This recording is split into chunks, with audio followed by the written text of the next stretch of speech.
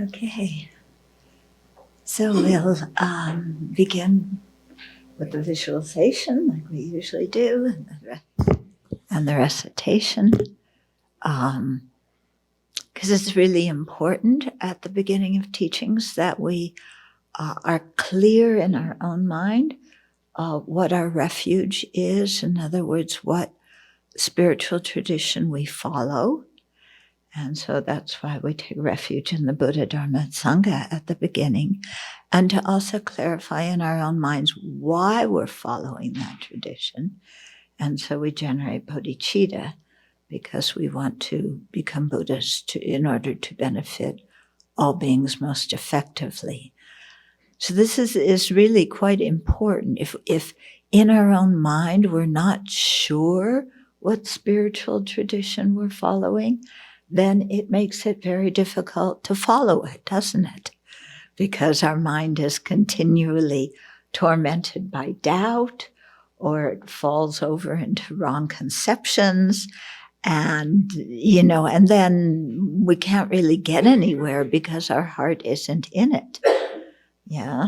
So that's why it's important to clarify, our spiritual tradition, and similarly to clarify within ourselves what our motivation is, because if we're doing it for fame or to receive offerings or to teach another religion and be able to disparage Buddhism, then none of that is a very good reason, is it? Yeah. And when we don't have a good reason, we may learn a lot of information, but the end result is not going to be good if our motivation is all messed up. Okay? So even though we're still sentient beings and we may still have questions about refuge, we may still not have bodhicitta, still we admire those things, we have regard for them, we want to put our mind in that direction. And so that is, definitely a good foundation for doing the practice. Yeah, it's very different than when it's like, well, you talk with this friend and you believe this, and you talk with that friend and you believe that. Okay, your mind is, very easily swayed from one philosophy to another, or, in the morning you wake up and, I want to become a Buddha, but as soon as you think of your hot tea or hot coffee, then, Buddhahood goes out the window and you just want pleasure. And, and then in the middle of the day, back and forth, so your motivation's not clear, even in terms of what you admire, our bodhicitta is contrived, but still we admire it, whereas if you wake up in the morning, you say, bodhicitta sounds good, and then a little bit later you go, that's so impractical, Becoming a Buddha for the benefit of sentient beings, that sounds really egotistical. Anyway, it's too hard. So if I call it egotistical, then I don't even need to try and do it. Yeah. So you get yourself your own motivation all tied up in knots. Yeah. So that's why we, always at the beginning of teachings of a meditation session, we clarify refuge and bodhicitta. Okay. So do the visualization. All the holy beings in front of us. The lineage lamas, the Buddhas, Bodhisattvas, Arhats, and so forth.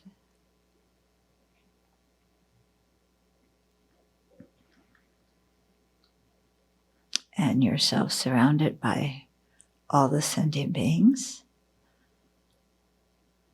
who are happy that you are generating bodhicitta and improving the qualities of your mind.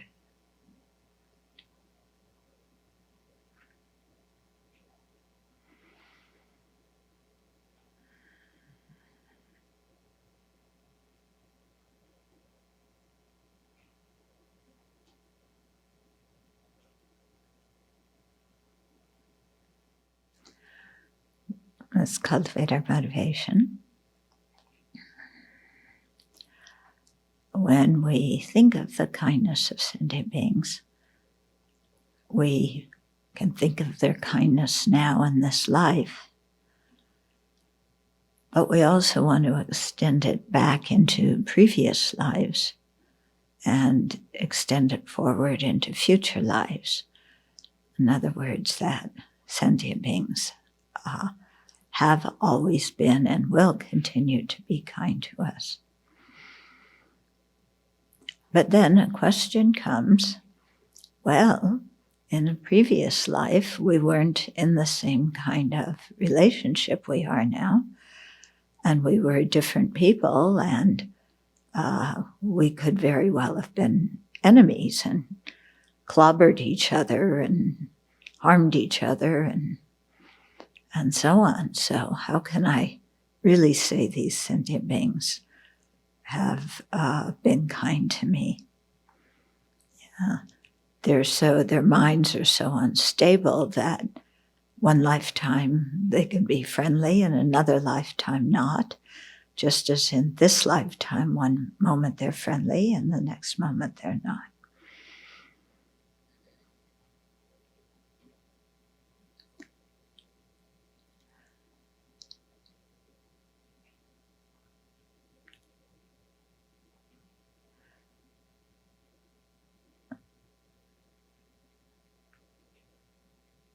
So that seems like a pretty good argument, doesn't it? That these sentient beings can be nice, but sometimes they are downright nasty. So I have a right to be nasty back.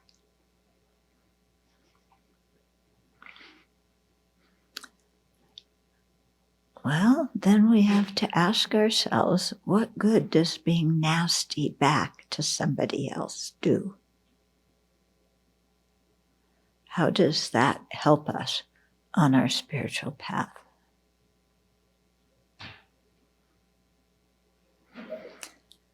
And we may say, well, it doesn't actually help, but it sure feels good to get even. Aren't I entitled to a little samsaric pleasure of getting even when after somebody has harmed me?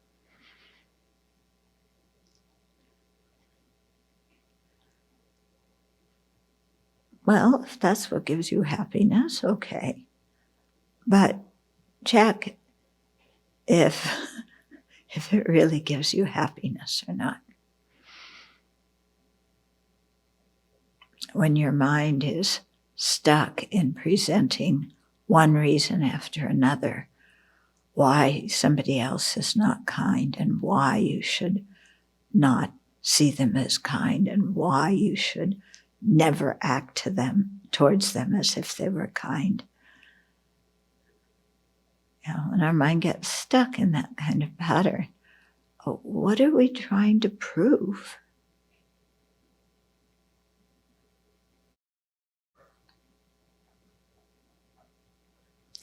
How is that going to benefit us? Either in this life or in future lives. How does that create virtue? How does that make the mind happy?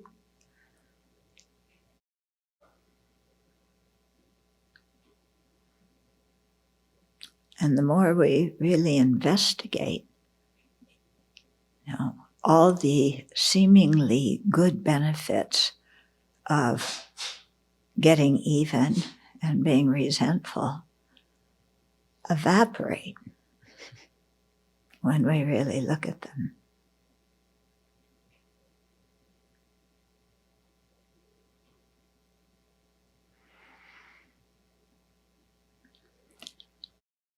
And so we can say, in that way, those sentient beings who harmed us actually helped us, because they make us see the stupidity of holding on to grudges and delighting in taking revenge. So even though they may not have intended to benefit us by harming us, the end result of making us really look deeper into our own mind has a beneficial result. And we probably wouldn't have understood that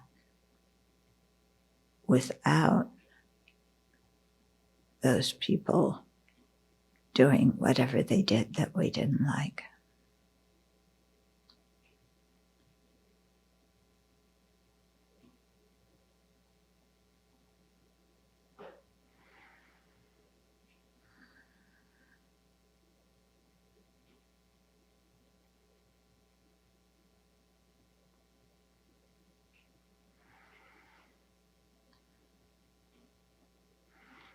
So in this way, try and open the heart towards all living beings and generate the very long-term, wide and expansive wish to be of the greatest benefit to them, especially by helping them along the path to full awakening.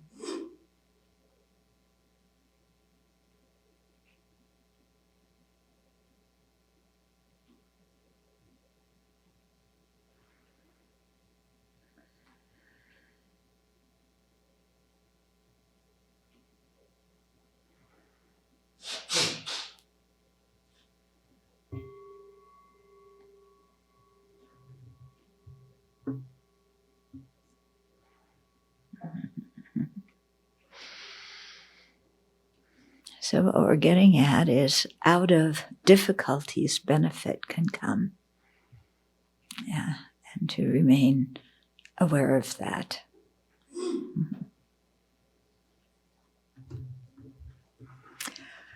Okay, so we're still in chapter 5, Guarding Alertness. Yeah, and Shantideva has been telling us about the benefit of mindfulness and introspective awareness, as well as the drawbacks of not having them. So we'll continue a little bit with that. We're on verse 19, and here he's drawing an interesting analogy, okay? So imagine that you are in a very crowded place. Yeah. You went to, I don't know, some people may have gone to a football game or a soccer game. Others may have gone shopping or to the movie theater. But you are jammed together with people, with other people. Okay? And you know you could get COVID from being in that situation. Okay? So, if you're wise, are you going to wear a mask and see if you can exit from that situation and, find a less crowded one? Yes. Okay. You're aware of potential danger, and so you adjust your behavior accordingly. Yeah. You don't go in with saying, well, I don't care. All these people could be carrying COVID, but I'm not going to get it.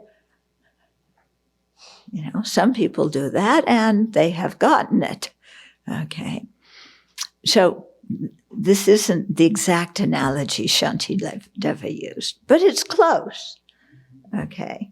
He said, just as I would be attentive and careful of a wound when amidst a hustling, uncontrolled crowd, so I should always guard the wound of my mind when dwelling among harmful people. So the analogy is you are in a crowd, and, here it is, in his example, you have a wound. Okay, so who knows how you got your wound, but it hurts. And although it's bandaged, it could easily get infected. And you know, if it gets infected, you're in big trouble. So you take care of it. You don't take the bandage off and, say, well, it doesn't matter. Nothing will happen. You take care of it. So he's saying here too, when we are amidst harmful people or people who don't keep good ethical conduct, we should recognize that our mind is like a wound in that our mind can be adversely affected by being around these people. And because, just as we would protect a physical wound from infection, we want to protect our mind, which is susceptible to generating negative thoughts. We want to protect our mind from the influence of people who don't have good values or whose behavior is really harmful, because something our parents told us years ago that we never believed actually is true. Yeah. Did you hear the thing of birds of a feather flock together? Yeah. So whoever you choose as your friends, you're going to become a bird of the same kind like them and fly and act like them.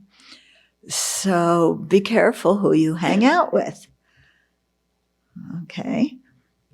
Our parents taught us that. Of course, we thought our parents didn't know what they were talking about.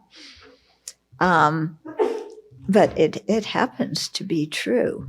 So we want to take care. And this is why, if you're really serious about your Dharma practice, you want to really pay attention what environments you put yourself in and who you make friends with. Yeah. It's fine to be friendly with everybody, but that's different than making everybody your closest friend who you confide in and whose advice you listen to. Yeah. So you want to really be careful with that, because we are susceptible to other people's influence and to their arguments about why we should or shouldn't do something. And especially when we want other people to like us and we want to belong and we want to be one of the crowd and we don't want to be the left out person who nobody likes, then we are all too willing to adjust our behavior and our way of thinking to fit in. And then we wind up getting in a lot of trouble. Yeah. So you may have had experiences of this sort in your own life. Yeah. I know with the guys that I correspond with who are incarcerated, this is a big thing for them. Yeah. And especially when they're going to be released, it's so important that they don't go back to the same neighborhood with the same friends, because they'll fall into the same bad habits. Yeah. Of course, the Department of Corrections doesn't give them enough money to start out somewhere else and make a new life for themselves. So they often wind up going back there and, and then returning to prison. Okay. So it's really imperative that we look at this. Yeah. Who do we spend time with? Who do we admire? Whose advice and words do we value? Whose behavior do we respect? Yeah. And really pay attention to that and be careful, of who we let influence us and what situations we put ourselves into. Okay? So, for example, this is what AA is trying to do. It takes you out of the environment and the friends that encouraged your drinking and helped you to justify it, and puts you into an environment with other people who are also trying to overcome their alcoholism and start anew. Okay? And so these kind of groups are very, very helpful, to people. And rather than, put ourselves in bad situations with people who act negatively and then having to change it, good to be aware at the beginning. Yeah. Now, that doesn't mean we can always avoid being in groups with people who, lack ethical conduct. Okay. In fact, sometimes they're your relatives. Yeah. And, you gotta go home for family dinner once in a while. Okay. So these situations are just like verse 19 is talking about. Okay. We have to guard our mind when we know we're going into situations with people who are going to talk in a certain way or advocate certain ways of thinking and believing. So we prepare our mind beforehand, being very clear about what our values are, beforehand. And then knowing that we're going in that situation, we can be friendly to those people, but let's not hang out and spend a long time with them.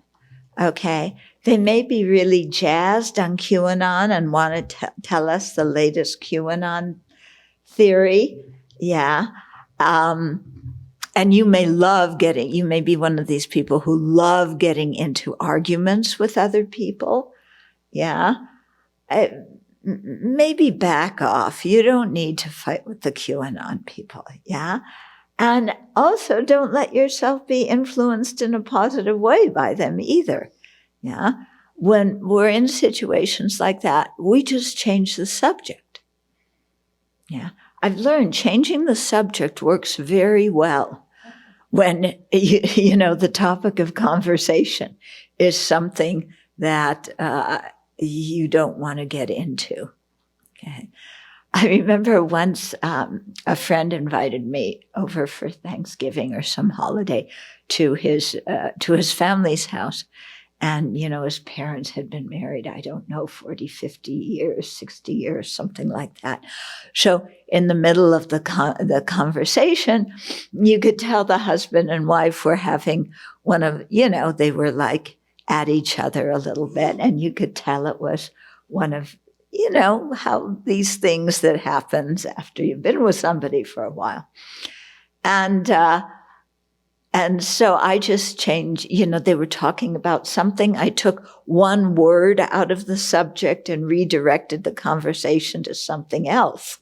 Okay. And then the evening was fine. And my friend said to me afterwards, like, wow, I never thought that I could change the subject. And, that was so great what you did. It really prevented a fight.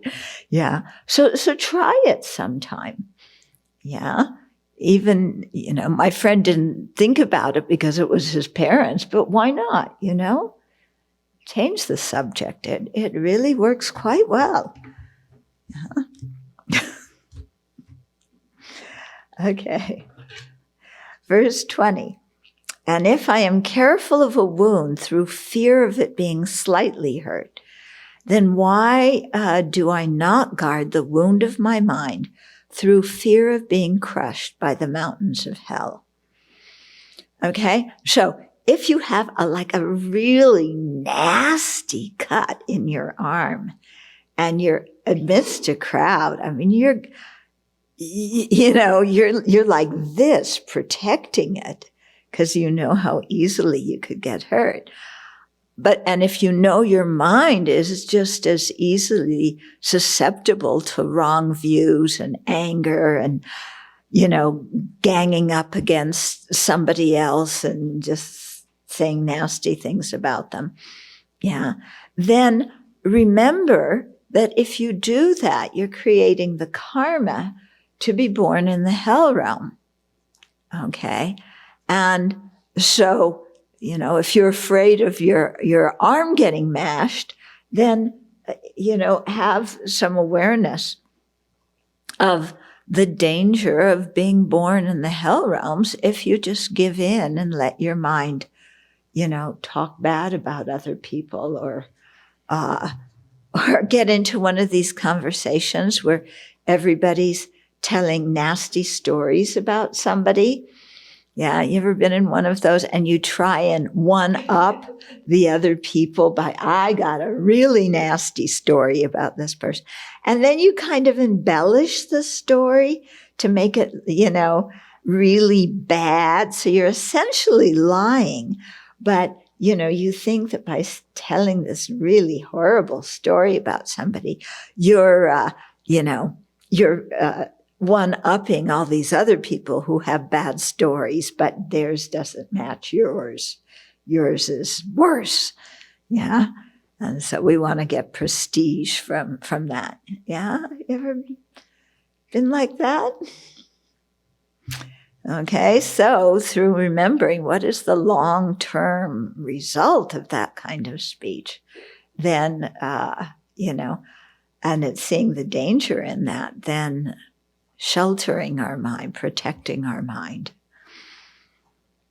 Verse 21, should I behave in such a way as this, then whether among harmful people or even in the midst of people I'm sexually attracted to, the steady effort to control myself will not decline.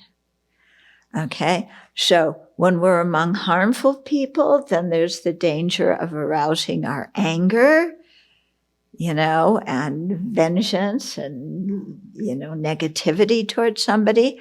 When you're in the midst of people that you could be sexually attracted to, then there's danger of attachment arising and doing all sorts of crazy things out of attachment. Okay? Like the story, that I told you in Vinaya class a couple of days ago. Okay? So,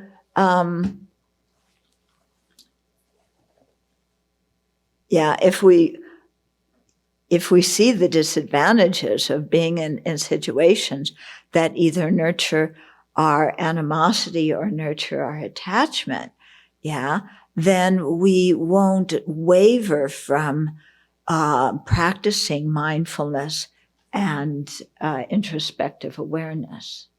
So with mindfulness, we'll keep our mind focused on, what is virtuous.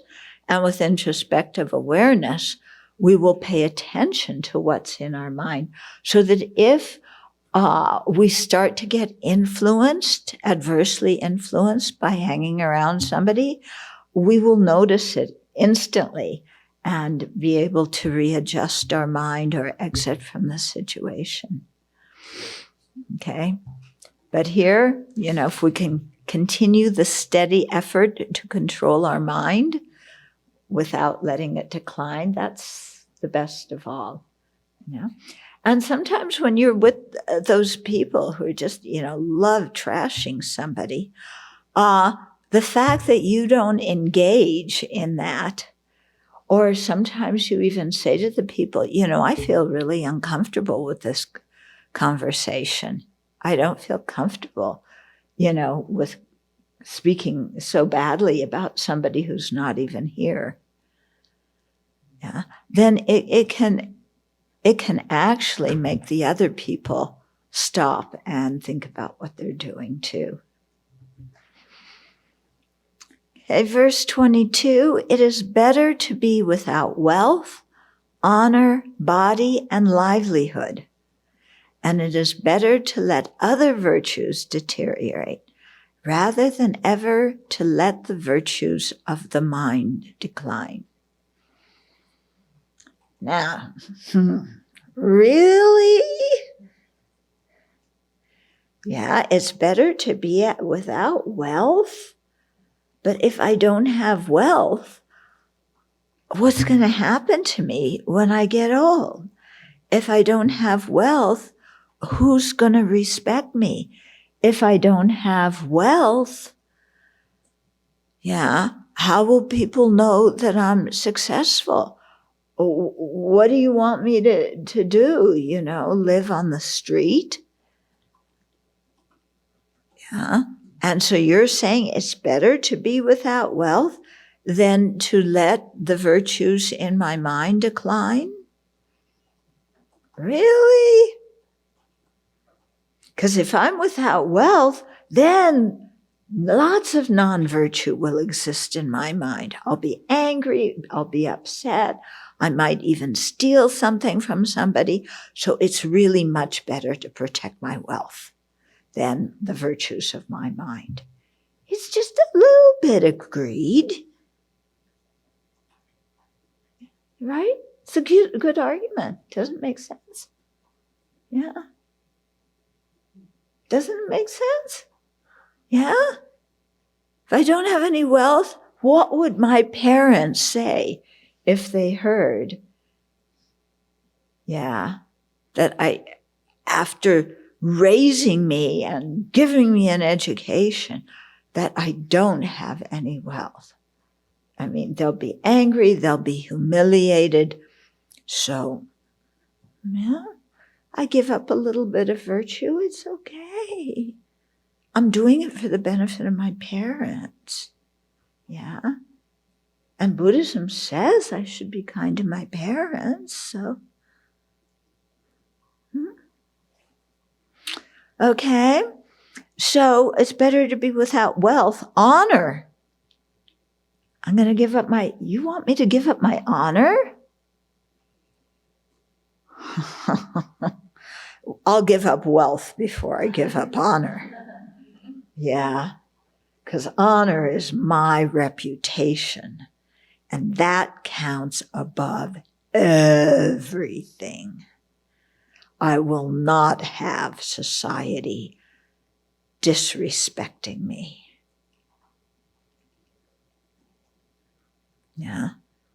So we're quite attached to our honor, aren't we? And Shantideva is saying that having a virtuous mind is more important than your honor. But nobody can see my virtuous mind. And it doesn't benefit me. But my honor, that benefits me. That gives me perks. I get in with the rich people, with the people who are well connected. Yeah, and those connections really matter when you're trying to do business. Yeah. So my honor is important. And it's the honor of the whole family. So I can't give that up.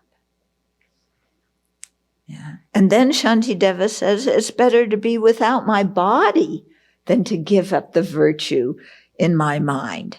But if I don't have a body, I won't be alive. So, isn't that more important to keep my body than to keep my mental virtue? I mean, mental virtue is just, a good thought here and there. And it's like, so what? But my body, this thing is the source of my happiness. This is what makes me me. I can't give it up.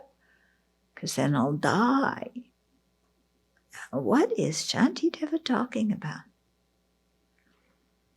And it's better to be without livelihood than to give up the virtue in my mind. But again, livelihood, it's like giving up wealth. I'm out on the street with a basket. And that's dangerous. Yeah, nobody wants me out on the street, sitting on the street corner with my shopping cart. So I better, I'm not giving up my livelihood.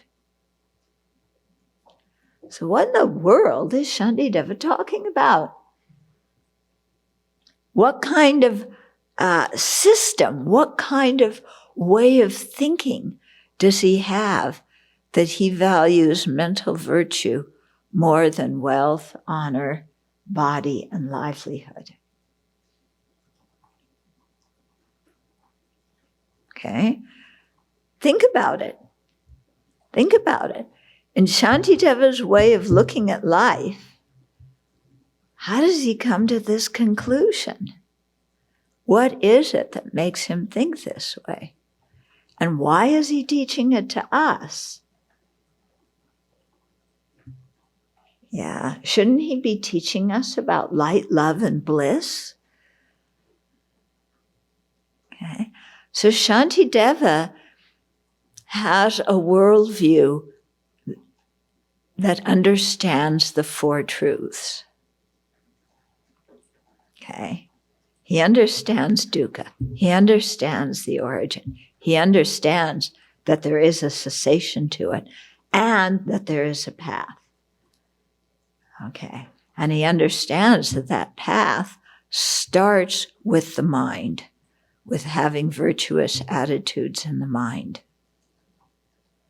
And that if you don't have virtue in the mind, whatever wealth, honor, body, or livelihood you possess is not going to create the cause for your liberation, for your full awakening, or even for you to have a good rebirth. And it'll probably make you pretty miserable in this life too. Okay, so Shantideva is looking at things through the perspective of the four truths. And what are the actual causes of happiness? Not what do worldly people think is the cause of happiness. What worldly people think is the cause of happiness is not very reliable, because you look at them and most worldly people are not terribly happy. Yeah. If you look at Shantideva, he was fine. Yeah. Even people did really nasty things to him. He was fine. He didn't get bent out of shape. Okay? So he's onto something. Also, if we give up the virtue of the mind, we're going to have a hard time respecting ourselves.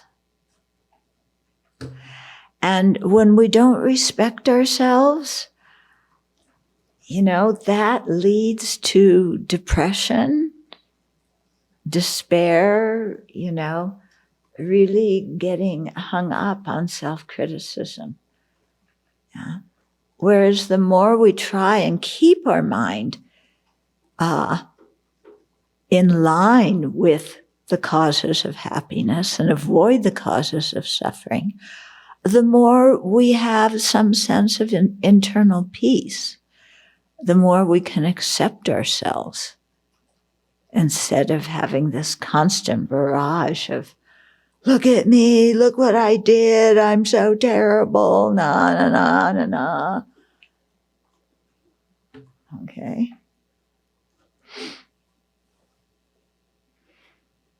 So think about this verse. So then Shantideva, listen to the next verse. Yeah. O you who wish to guard your minds, I beseech you with folded hands. Shantideva is like this before us, bending down, beseeching us. Always exert yourself to guard mindfulness and alertness. I should be bowing down to Shantideva. He's the one with the virtuous mind. Why is he beseeching me? Okay, why? Because I don't always think so clearly, and he has to do something really drastic to get the point across to me. Yeah. Would you feel embarrassed if His Holiness came up to you and said, always protect your mind by having a virtuous attitude. If His Holiness leaned over and said that to you, looking in your eyes, would you feel embarrassed? I would feel embarrassed. Yeah, it's like, oh, he's been telling me this for a long time, and I'm such a knucklehead that he has to, beseech me as if I'm some valuable person to do what's good for me and other people anyway. Yeah, I would be horribly embarrassed. But here, this is exactly what Shantideva is doing. Nobody here seems to nod their head when I asked, would you be embarrassed? You wouldn't be embarrassed? One person, two people. The rest of you would not be embarrassed. That's interesting. I couldn't not be embarrassed. I mean, if His Holiness is begging you to keep a virtuous mind, and He's been teaching you that for years, and then He begs you to do it, you don't feel a little bit ashamed of yourself in a good way? You would be more embarrassed if you did it. What? It would be more embarrassing if you did it. More embarrassing if I did it. No. It should be more embarrassing if His Holiness did it. So that means I have to do that? No. You want me to beg you to be virtuous? Why do you think I've been teaching all these years anyway, you dimwit?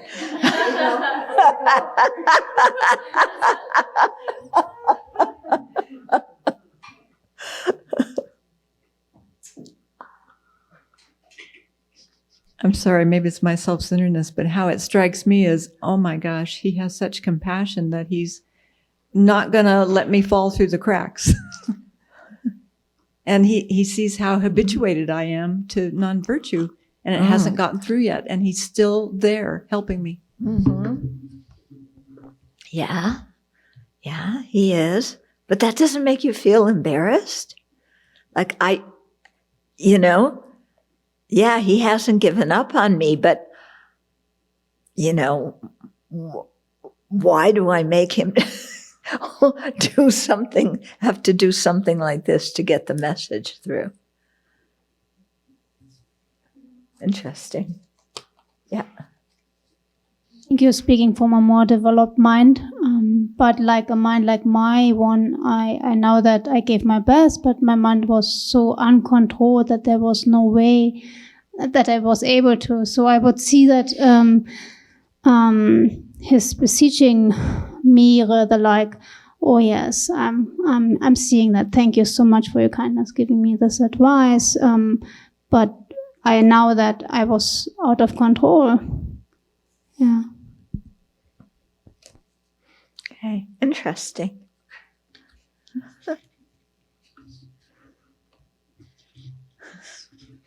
Okay. Anyway, always exert yourself with mindfulness and introspective awareness. Okay. Verse 24. So people who are disturbed by sickness have no strength to do anything useful. Likewise, those whose minds are disturbed by confusion have no strength to do anything wholesome. So before he was talking about not letting ourselves be influenced by people with a lot of animosity and then people with a lot of attachment. Now he's talking about confusion. Okay. So if somebody who's disturbed by sickness, I mean, when you're really sick, you can't really think very clearly. Yeah. So it's hard to do anything useful. If you're really sick, you just have to lie in bed and, do your best. Okay. Likewise, when people are disturbed by confusion, they have no strength to do anything wholesome. So what kind of confusion could somebody have that they can't think in a wholesome way or direct their mind to virtue. Yeah. And you think about, how you are when you're confused. Yeah, what's going on in your mind when you're confused?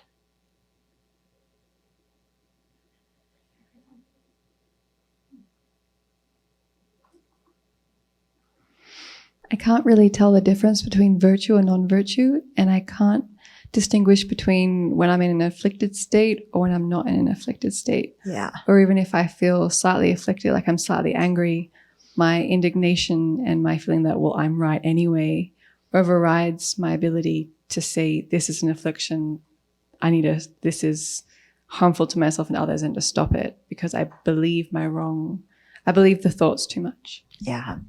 Okay, so the mind gets confused about what to practice and what to abandon. What is virtue to practice? What is non-virtue to abandon? And instead, we spend our time going around in circles. Yeah? And we sometimes may vacillate between the different extremes. Sometimes we don't even get to vacillating. We just stay in a circular holding pattern, going round and around in our confusion. Saying, what do I do? What do I do? And the question is not, what do I do? The question should be, how do I calm my mind so I can see the situation clearly? Because in a confused state of mind, I can't make a good decision, which is what he's saying here. Yeah. Those whose minds are disturbed by confusion have no strength to do anything wholesome. You can't make a wholesome decision. You're just confused. Yeah. And we can spend hours and days and years and lifetimes going in this. Yeah. I have one friend, and she had wanted to ordain in a different Buddhist tradition. And I didn't really know that, but I'm friends with the people in that tradition. And I was talking to one of my friends saying, well, so-and-so, she just wanted to ordain, and then she didn't want to ordain, and she was coming, and then she wasn't coming, and then she was going to start with the training, and then she decided not to. And this went on for years. And finally, we told her no. Yeah.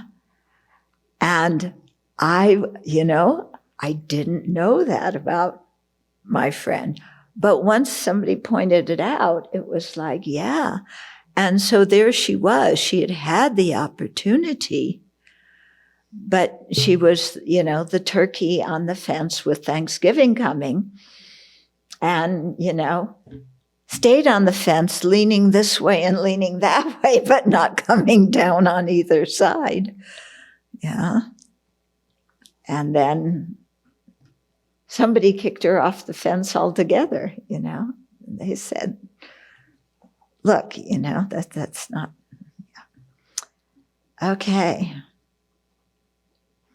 So we really should try and notice when our mind is stuck in confusion. And instead of thinking, what do I do? Because what do I do is not the question when we're confused. Yeah, we first have to calm our mind and see the situation clearly. Yeah, then, when we have a clear mind that can evaluate what to practice and what to abandon, what to do becomes quite obvious. Yeah, and we don't have to fret over it.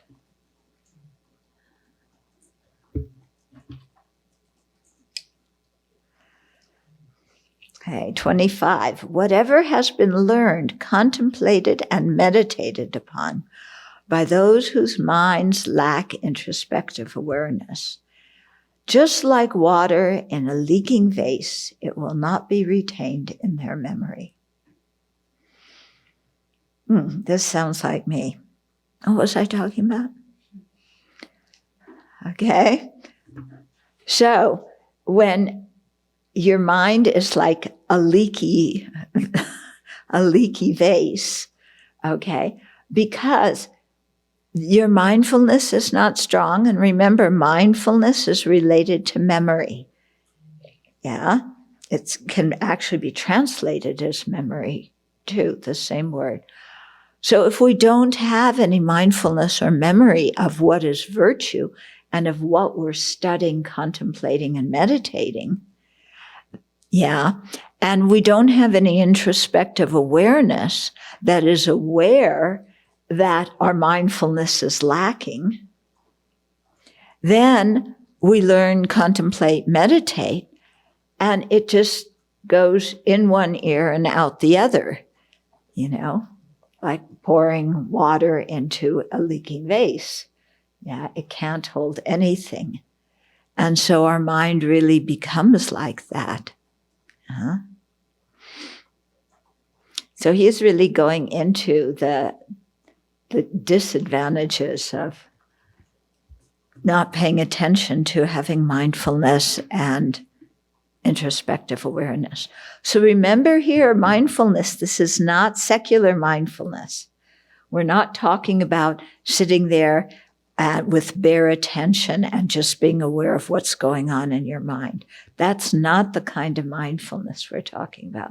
We're talking about here the mindfulness that is coupled with wisdom that can pay attention to something that is helpful to us, something that is true, something that is virtuous, so that we can integrate it more with our mind. Yeah, we're not sitting there just, observing what's going on in our mind. Because if you're sitting there, okay, I want to develop mindfulness about emptiness. So then you go into mindfulness that's just bare attention. Emptiness. Yeah, my stomach is empty. When are we going to eat lunch? Oh, I'm mindful that I'm hungry. I'm mindful that I want to eat. Oh, they said that might be linked to attachment. I'm mindful of that. But I don't think it's attachment. This is a biological need. So I'm mindful of that thought. And I hope that what they have for lunch today is something that I like.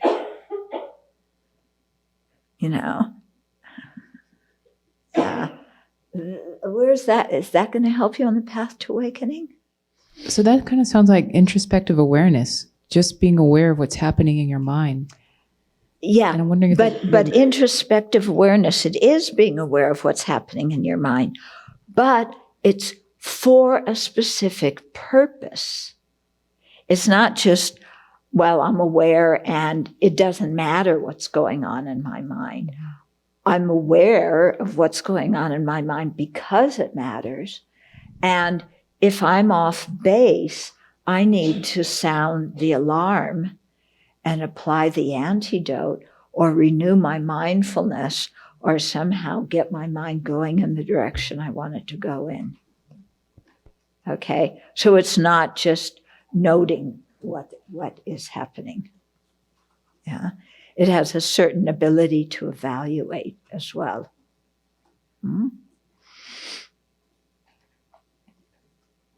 Okay, then 26.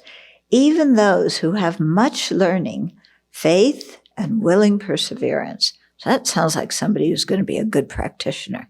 They've studied a lot. They have deep faith. They persevere and have joyous effort. Okay, sounds like they would be a very good practitioner. But even that person will become defiled by a moral fall due to the mistake of lacking alertness. Okay, sounds like the story I told you 2 days ago. Somebody who was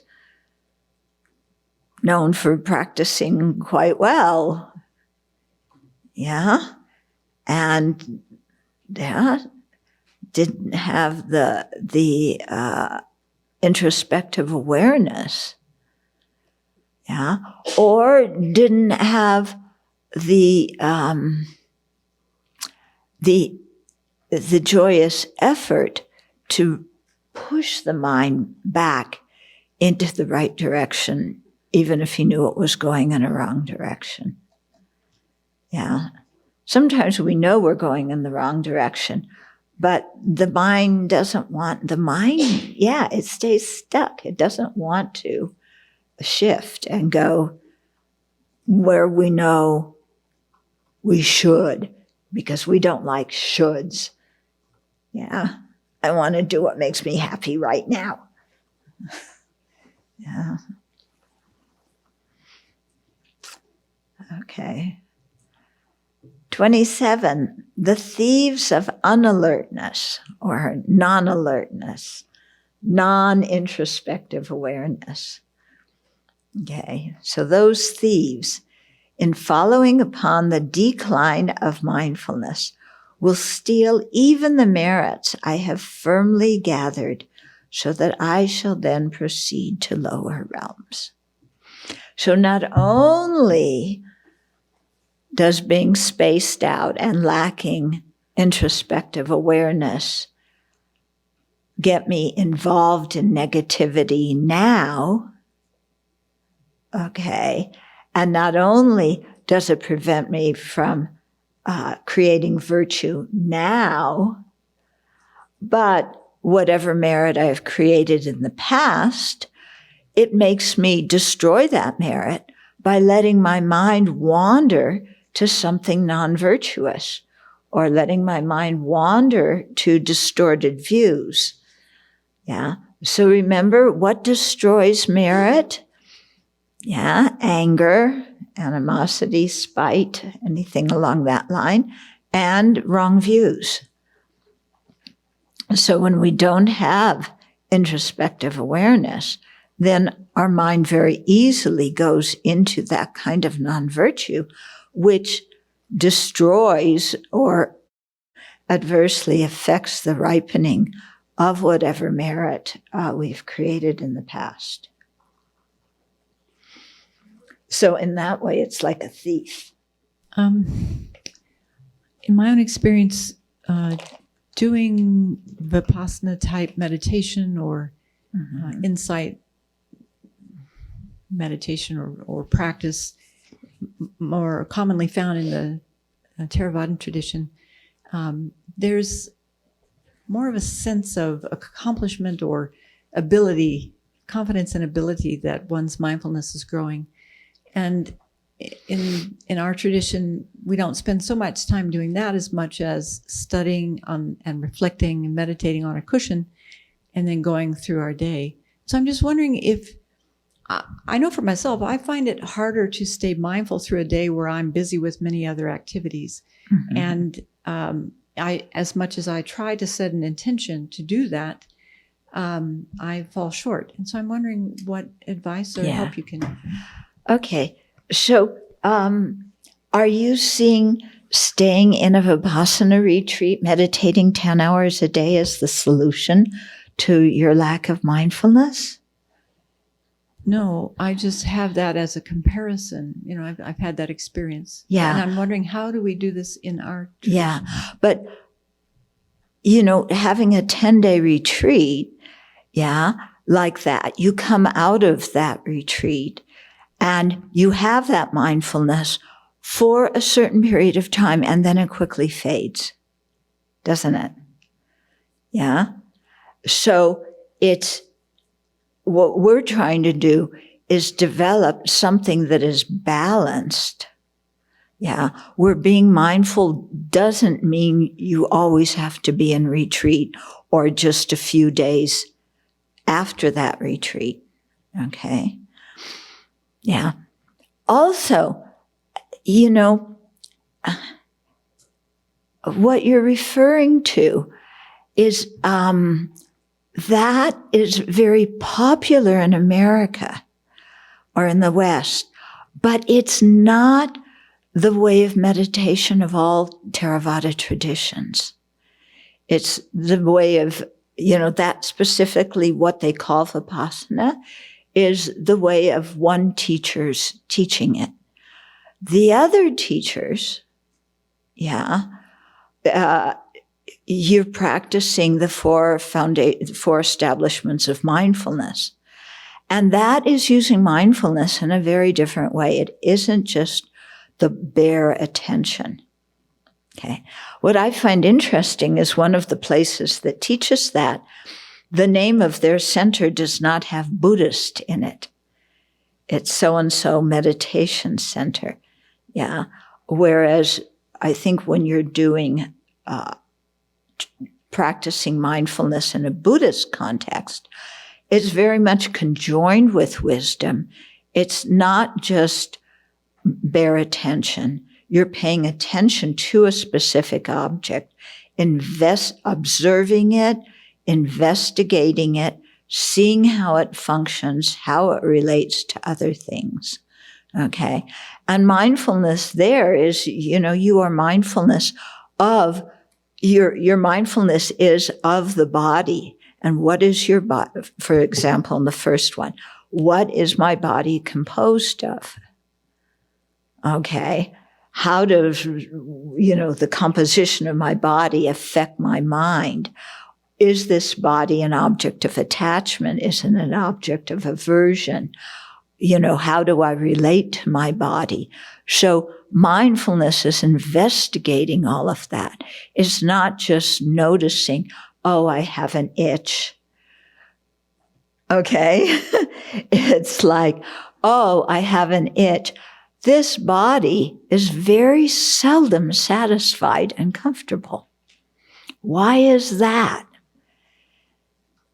Yeah, well, it was taken under the influence of afflictions and karma. So why do I expect it to be comfortable? Okay, so it's a different way of meditating, okay? And, what's happened, especially, is, young, 40, 50 years ago, some young people went to Thailand. They learned Buddhism and they learned that Vipassana technique. If you do that Vipassana technique in the context of the Four Truths, you're going to be meditating in a certain way. But those people who brought it back to the West didn't want to bring religion. They just wanted to bring a meditation technique that they thought would be helpful to people. So they didn't teach the Four Truths. Yeah. So, the whole context of things being impermanent, things being unsatisfactory by nature, because they're produced by karma and afflictions, that there's not being a self. That the technique they taught was taught independent of that whole context. So it's going to bring a different result. Yeah. I know many people, like you said, who have benefited from that. That's no question. I also know people or have heard of people who have freaked out because it was too intense. Okay. Yeah. But what I'm just saying is we have to differentiate Buddha's mindfulness, Buddha's Vipassana from, things that are taught in a different context. Okay. Yeah. Because we're trying, and the masters in Thailand too. Yeah. I mean, if you go to Thailand, you get the whole, the three characteristics are hammered into you. Yeah. And you get the whole Buddhist framework. So, yeah. And the thing is that the philosophical framework you do something in is going to influence the results of your meditation. So your meditation technique will bring different results according to the context in which it's done. So I knew a rabbi, for example, very devoted, to Judaism. He did a Zen retreat, and the conclusion of his Zen retreat was he became more convinced in the existence of God. Okay? So if you do Zen from the perspective of being a Jew or a Christian or an Islam or somebody with a theistic perspective, you could come out with that result. If you're doing Zen from a Buddhist perspective, you're not going to come out with that result. Okay? So it's not just a technique, it's the whole context in which it's done. Yeah.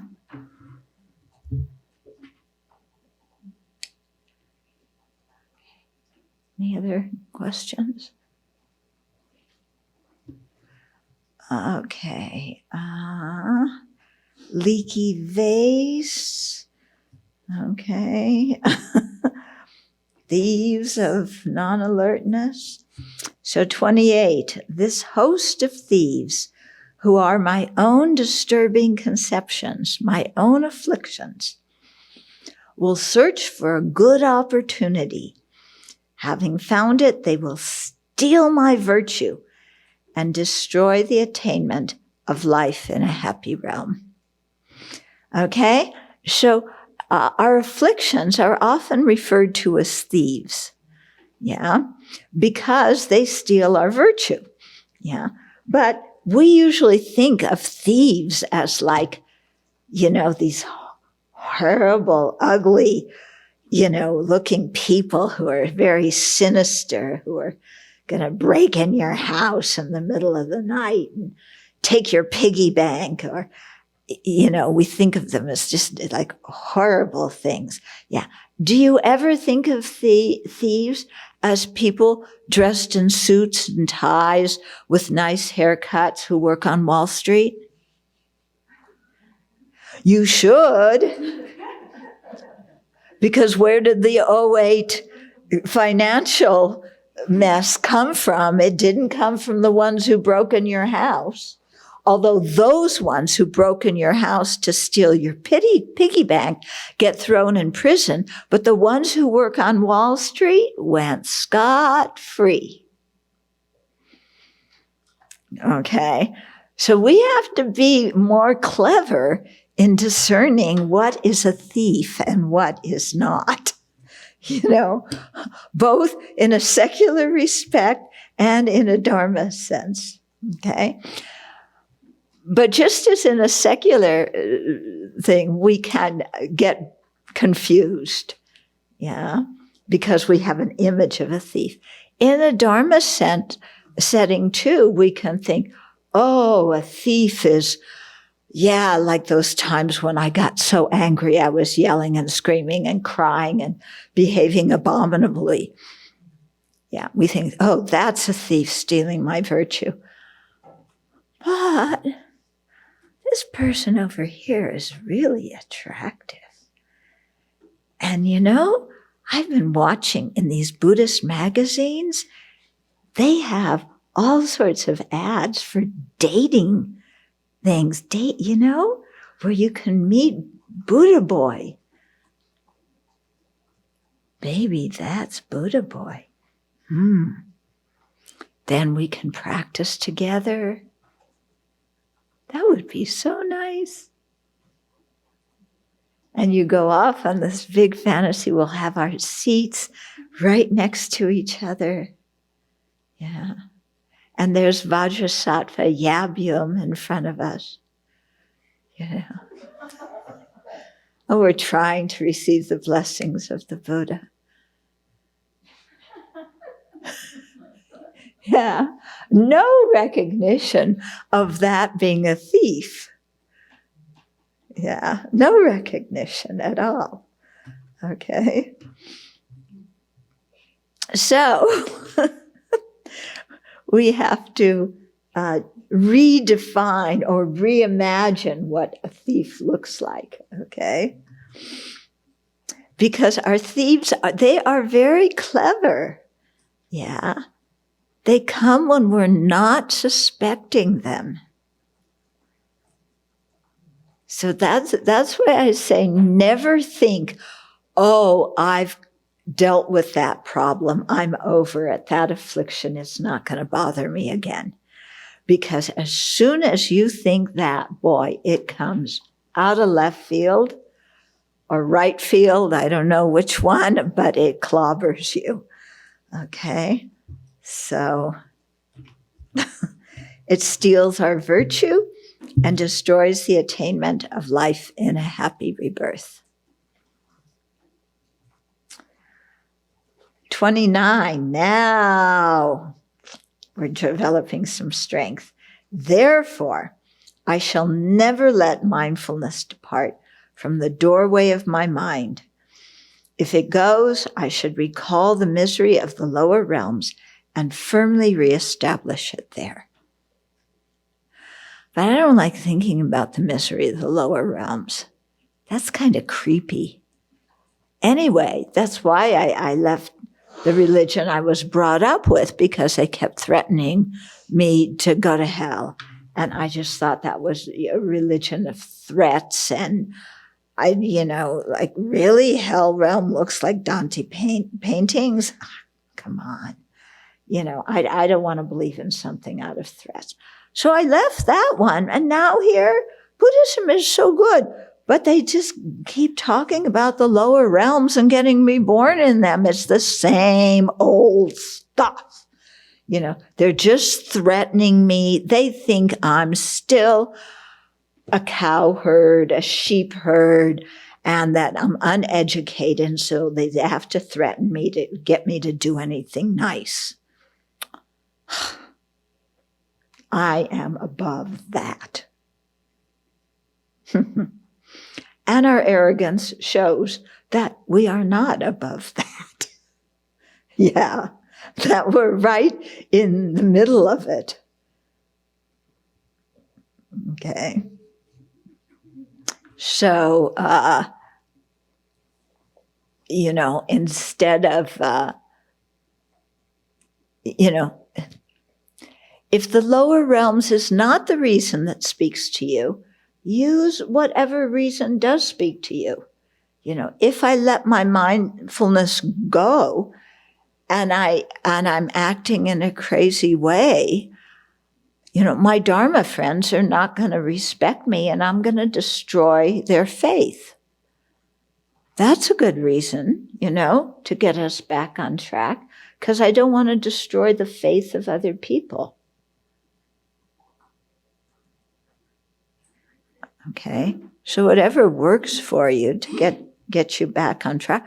Or, if I just, my mindfulness is gone, if I just let it keep daydreaming about Buddha boy, or daydreaming about the revenge I'm going to get on so-and-so who insulted me in 7th grade,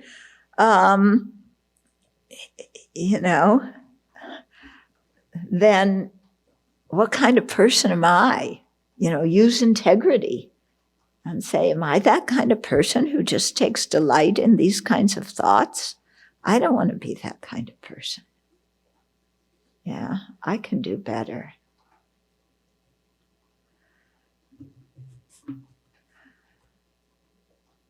Okay, so if our mindfulness goes, then, think of the misery of the lower realms or whatever works for you. And I think, the lower realms, I know for me it works. Yeah. When I look at the beetles, or the stink bugs or the spiders or the little gnats. Yeah. We have lots of little guys around us. And if you don't like little guys, do you want to be born as a turkey? Yeah. Do you want to act like those turkeys act? Yeah. How they chuckle. And their big red thing here, and they spread their feathers thinking they're a peacock. Yeah? Yeah? Do you want to be born as a turkey? I don't. Yeah, I don't want to be reborn as a turkey. Okay, so just, think of whatever speaks to you. Yeah? Do you want to be reborn as a spider? So that people look at you and they go, ooh. Yeah, especially one of those big spiders like in India. They're really this big. Yeah. We had one in our room that it was in the sink, and it was wrapped around the faucet of the sink with his legs? Yeah. And it's like, well, I guess we can't brush our teeth there. Yeah. Yeah. But if he moves, it's not that far from the sink to where our bed is. Do we want him to move? What are we going to do with this guy? Yeah. So, do you want to be reborn so that people look at you and have that reaction of, yeah. I mean, he was a lucky spider that he was in a room with Buddhists. If he wasn't with us, somebody would have taken their shoe and mashed him. Yeah. So he was actually he had some virtue in there to not get mashed. Okay. So think about this. Verse 29 is like, okay, I'm getting my enthusiastic energy back, and I'm going to make a determination. Okay. And then the verses that follow are telling us how to do that, what environment to put ourselves in, what kind of attitude to have. So we'll do verse 30. Through staying in the company of spiritual masters, through the instruction of abbots, and through awareness of danger of lower realms, mindfulness will easily be generated in fortunate people who practice with respect. If we don't respect the teachers, the abbots, the teachings, then we're not going to listen to them, and they won't have any effect on our mind. Yeah. But if we have respect, then we're considered a fortunate person. And then if we stay in the company of spiritual masters, yeah, after you have looked at the qualities of a spiritual master and made a good decision, not just followed along somebody who's charismatic as a groupie without checking out their qualities. Okay.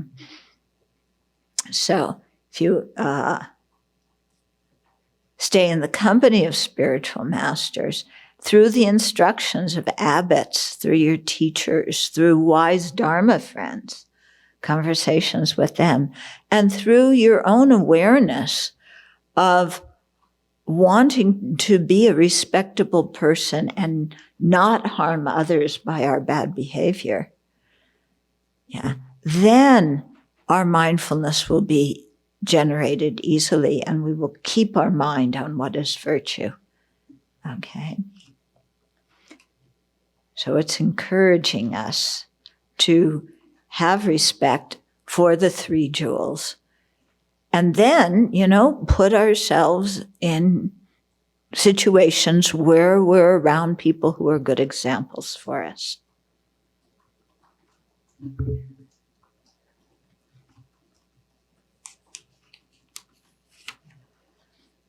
Okay. Any other questions before we stop?